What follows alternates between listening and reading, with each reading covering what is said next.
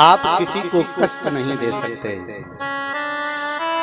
कर्म के अनुसार व्यक्ति को कर्मणा जायते जंतु, कर्म से व्यक्ति का जन्म और कर्म से व्यक्ति की मृत्यु, कर्म से ही सुख और कर्म से ही दुख जीवन में भोगने को मिलता है।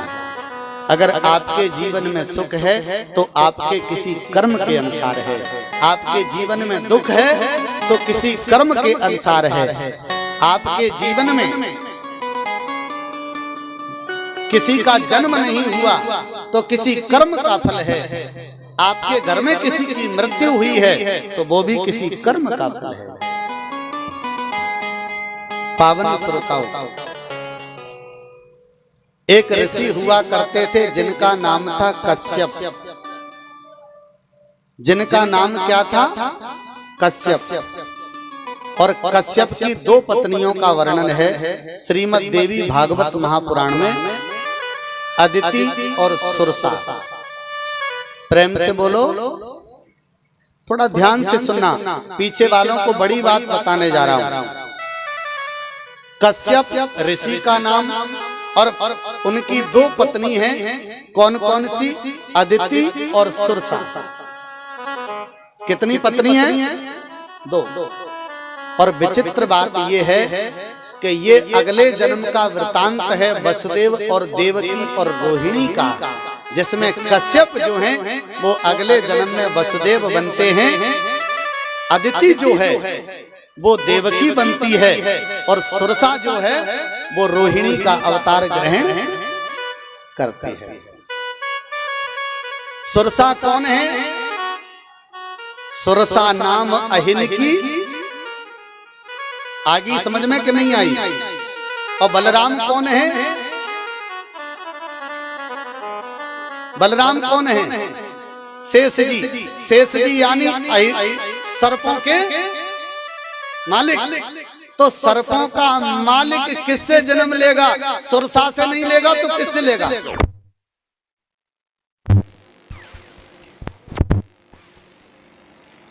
इसलिए देवी भागवत में वर्णन है, अदिति जो है वो देवकी है और सुरसा जो है वो रोहिणी है। प्रेम से बोलो, मैं प्रमाण दे रहा हूं। कश्यपस्य जद्वयी पत्न्यो सापादत्र महीपते, अदिति सुरसा चैव मासतो पृथ्वी पते। हे महाराज, हे राजन जन्मेजय, कश्यप मुनि की दो पत्नियां अदिति और सुरसा श्राप के कारण इन दोनों को श्राप लगा और श्राप के कारण एक देवकी बनी और एक रोहिणी बनी है। पावन श्रोताओं, सुंदर प्रश्न कर दिया। बोले महाराज, सबसे पहले मुझे बताइए कि कश्यप ऋषि वसुदेव कैसे बने? प्रेम से बोलो, जय माई की। बड़ा सुंदर वर्णन है। एकदा कश्यप श्रीमान यज्ञार्थम धेनुमाहरत, याचितोऽयं बहुविधिं ददौ धेनुम् उत्तमम्। एक बार कश्यप ऋषि यज्ञ कार्य के लिए वरुण देवता से एकदा कश्यपः श्रीमान यज्ञम यथार्थे धेनुम आहरतः। धेनु को लिया कहां से? वरुण लोक से। किसने? कश्यप ऋषि ने यज्ञ के लिए। यज्ञ के लिए गाय के दूध, दही, घी की जरूरत पड़ती है, तो कश्यप ऋषि वरुण लोक से, वरुण देवताओं से एक गाय ले आए और बड़ी सुंदर गाय थी। वरुण देवताओं ने गाय कश्यप ऋषि को दे दी काफी दिनों तक वरुण देवताओं की गाय कश्यप ऋषि के पास रही और उसके बाद यज्ञ पूरा हुआ। पूरा होने के बाद वरुण देवता आए कश्यप ऋषि के पास में और कश्यप से कहा, महाराज हमारी गाय हमें वापस कर दो। पर ध्यान रखना, कश्यप ऋषि गाय वापस करना नहीं चाहते। किम करोमि महाभाग मत्तो सौ न ददाति गाम सापो मया विसृष्टोऽस्मै गोपालो भवमानुषे।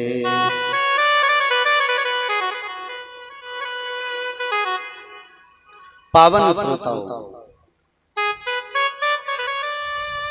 किम करोमि महाभाग, वरुणों ने विचार किया। वरुणों ने विचार करने के बाद कश्यप से पुनः आग्रह किया। बोले महाराज हमारी गाय हमें दे दो। पर कश्यप ऋषि ने जब गाय नहीं दी तो फिर सुंदर ब्रह्मा बाबा के पास गए, अपना दुख सुनाया। और दुख सुनाने के बाद में जब ब्रह्मा बाबा ने कहा कि तुम अपने हिसाब से निपटाओ, तो वरुण देवताओं ने कश्यप को श्राप दिया कि जाओ पृथ्वी पर तुम्हारा जन्म होगा। और जन्म होने के बाद आप एक गोपाल की भांति पृथ्वी पर जन्म लेंगे। वंश में आपका नाम श्रेष्ठ रहेगा। आप पृथ्वी पर वसुदेव बन जाएंगे। परंतु तुमने हमारी गाय को बहुत दूर हमसे रखा है और हमें कष्ट दिया है। और सबसे बड़ी बात ये थी कि गाय का बछड़ा वरुण लोक में था और गाय इनके पास थी। तो जिस प्रकार हमारी गाय बछड़े से दूर रही है, उसी प्रकार तुम अपने पुत्रों से दूर रहकर कारागृह में तड़पते रहोगे। जैसे तुमने हमारी गाय को बंदी बनाया है, वैसे तुम भी बंदी बने रहोगे। ऐसा श्राप लगाया। पावन श्रोताओं, बाद में कश्यप ऋषि ने गाय को वापस किया, प्रार्थना की तो कह दिया, एवं सप्त कश्यपो सौ वरुणेन च ब्रह्मणाः अंशावतारणार्थाय भूभार हरणाय च। पृथ्वी पर परमात्मा कृष्ण जब स्वयं अवतार ग्रहण करेंगे, उस समय वो कृष्ण 8वें गर्भ के रूप में तुम्हारे यहाँ पैदा होगा, जो सारे दुख की तुम्हारी निवृत्ति करेगा। ऐसा आशीर्वाद भी मिल गया। पर पावन श्रोताओं, एक और कथा सुनिए। राजन दक्ष सुते द्वैतु दितिश्चा आदितेर उत्तमे कश्यपस्य प्रिये भार्ये बभूव करोर पुरक्रमे। ये कब की बात है? जब वृत्तासुर नाम का राक्षस मारा गया। ध्यान से सुनना। देव राक्षसों में बहुत बड़ा बलवान राक्षस हुआ करता था।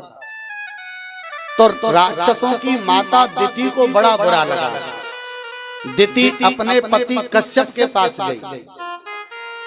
एक और चीज देखिए, कश्यप ऋषि की प्रमुख 2 रानियां हैं, एक दिति है, एक अदिति है। दिति से राक्षस हैं और अदिति से देवता हैं। तो देवता भी उसी कश्यप के हैं और राक्षस भी उसी कश्यप के हैं। माताएं अलग अलग हैं। तो जब वृत्तासुर मारा गया तो राक्षसों की माता दिति अपने पति कश्यप के पास गई और कहा कि मैं इंद्र को मारने वाला पुत्र पैदा करना चाहती हूं। कश्यप ने कहा, देवी पुंसवन व्रत का पालन करो। कौन से व्रत का? आप लोगों से पूछ रहा हूं, थोड़ा बोला करो। कौन सा व्रत? पुंसवन। पुंसवन का मतलब कभी सुना है? नहीं सुना। पुंसवन का मतलब होता है पवित्रता। जीवन में स्त्री हो या पुरुष विशेष रूप से ध्यान दे, पवित्र रहना चाहिए। जीवन में पवित्र रहना चाहिए। अगर आप पवित्र रहते हैं तो आपके शरीर में कोई भी बुरी शक्ति कभी प्रवेश नहीं कर सकती।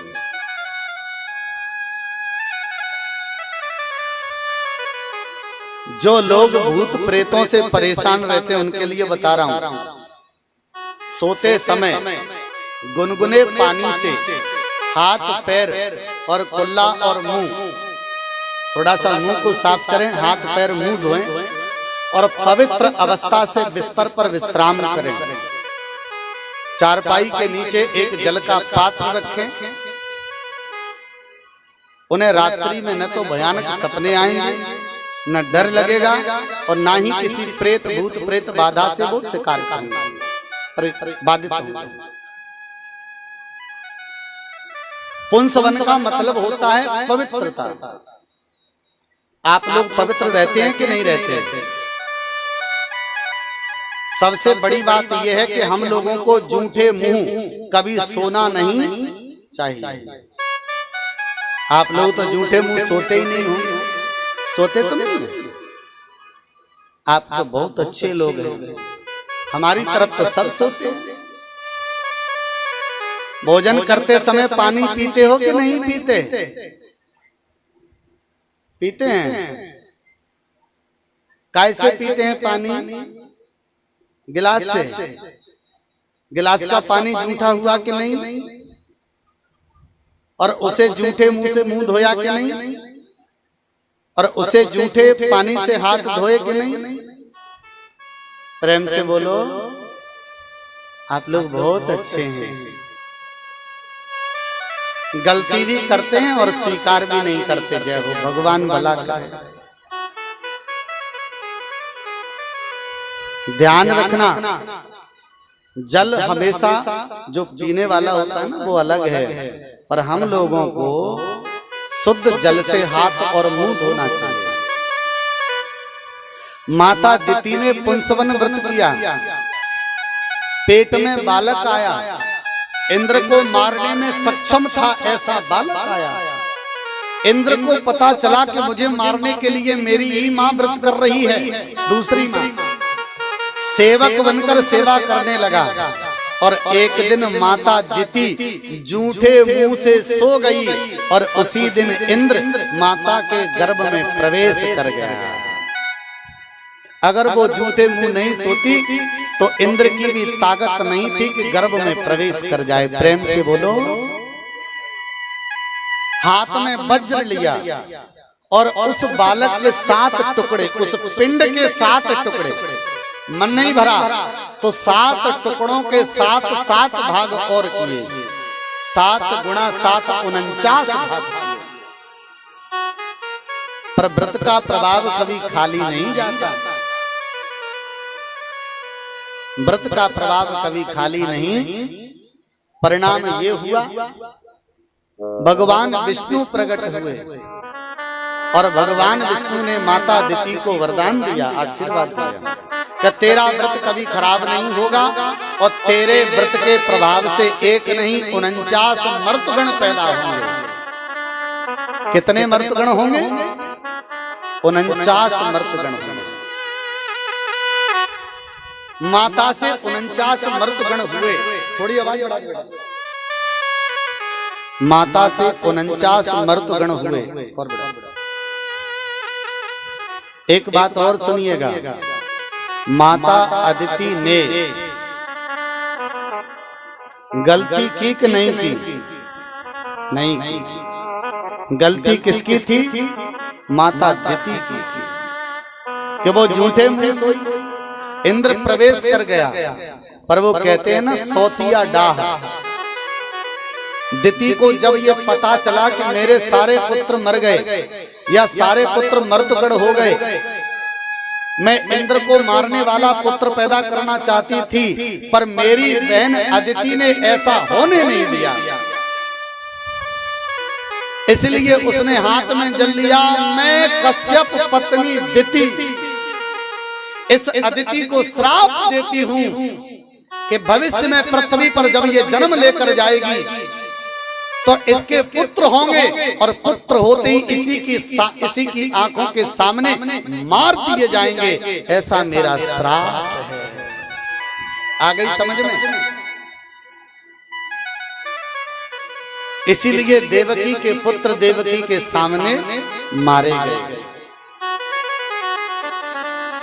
पावन श्रोताओं, इस प्रकार देवकी को श्राप लगा। अब माता अदिति को श्राप लगा। भगवान की सुंदर पावनी लीला।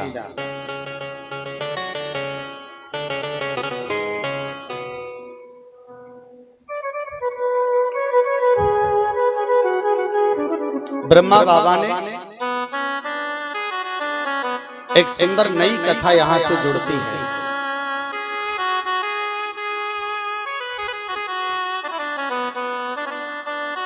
जन्मेजय ने प्रश्न किया, बोले महाराज एक बात बताइए, दिति को श्राप लग गया, अदिति को श्राप लग गया,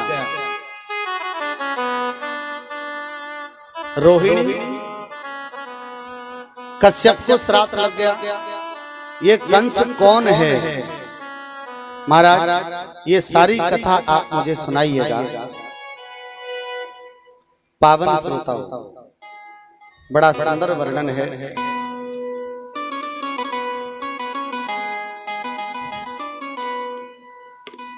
देवकी के 6 पुत्रों का वध हुआ है। इसका भी सुंदर एक कथानक है। शृणु राजन् प्रवक्ष्यामि तेषां शापस्य कारणम् स्वायंभुवेन्तरे पुत्रा मारीचे सठ महाबला। राजन ध्यान से सुनिए। स्वयंभू मनवंतर में मरीचि की भार्या यानी मरीचि ऋषि की पत्नी, जिसका नाम था ऊर्णा, जिसका नाम था ऊर्णा, और ऊर्णा के गर्भ से एक दो नहीं 6 पुत्र पैदा होते हैं। ये 6 पुत्र धर्म में विद्वान थे, धर्माधिकारी थे, और ऊर्णा के 6 पुत्र एक दिन ब्रह्मा बाबा के पास गए। ऊर्णायाम चैव भार्यायाम संधर्म विचक्षिणा ब्राह्मणं जह सुरवीक्षं सुताम यवतुम ओद्यतम। ऊर्णा के 6 पुत्र ब्रह्मा बाबा के पास गए। ब्रह्मा बाबा सरस्वती के पास बैठे। सरस्वती को पत्नी स्वरूप में ब्रह्मा बाबा प्राप्त किए हैं। तब ब्रह्मा बाबा सरस्वती से कुछ कह रहे हैं और सरस्वती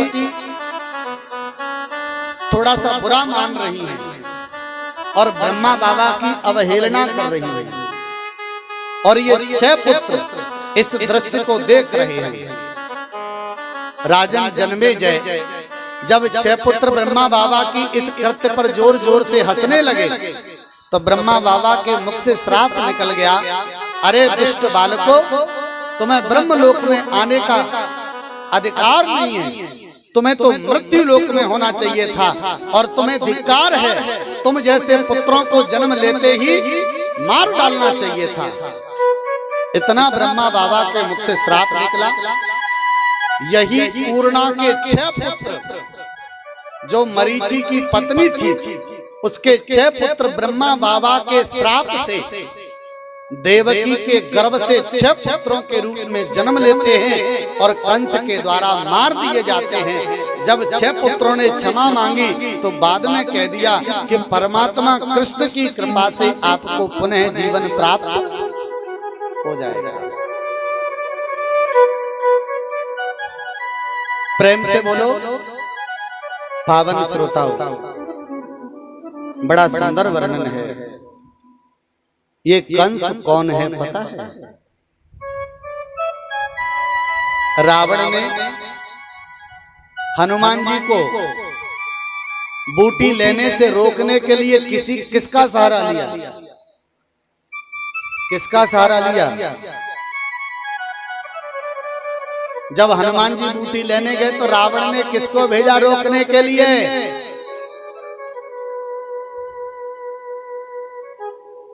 प्रेम से बोलो। ये तो वही वाली बात हो रही है कि स्कूल में कोई आया था जांच अधिकारी, उसने पूछा बताओ धनुष किसने तोड़ा? विद्यार्थी से। विद्यार्थी ने कि तुम्हारी संबंध, हम तो अभी आए हैं, हमें ना पता धनुष कहाँ तो कौन को तो कैसे हो।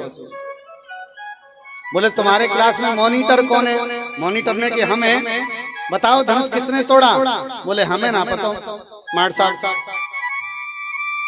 हम तो बस्ता की सौमंद खा रहे हैं, हमें कैसे ना पता। टीचर से पूछा क्यों भाई? टीचर ने कही कि चिंता ना करो, जाने टोरो होगा ताकि हम जानकारी करवाएंगे और डंडा ते खलरिया उतरवा देंगे। जो ठीक है। बोले प्रिंसिपल कहाँ है? प्रिंसिपल से पूछा कि एक समस्या आ गई है। बोले क्या? बोले धनुष किसने तोड़ा?